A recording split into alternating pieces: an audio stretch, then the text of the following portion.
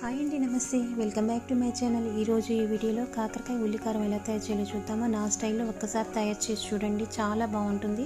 ముందుగా 1/2 కిలో కాకరకాయలు తీసుకొని రౌండ్గా కట్ చేసుకొని లోపల విత్తనాలు తీసేసేయాలండి. బాండలు తీసుకొని దాంట్లో 1 స్పూన్ ఆయిల్ వేసుకొని మినపప్పు, పచ్చెనపప్పు, ధనియాలు, జీలకర్ర వేసి దోరగా వేయించి మిక్సీలోకి వేసుకొని పొడి చేసుకోండి. అదే బాండల్లో 1 స్పూన్ ఆయిల్ వేసుకొని వెల్లుల్లి, ఉల్లిపాయలు, కొంచెం చింతపండు వేసుకొని ఉల్లిపాయ మెత్తబడే వరకు వేయించుకొని మిక్సీ పట్టుకోవాలండి. ఇది కూడాను కారం, ఉప్పు, పసుపు వేసుకొని మళ్ళీ ఇంకొకసారి మొత్తం కలిసేలా మిక్సీ పట్టుకోవాలి.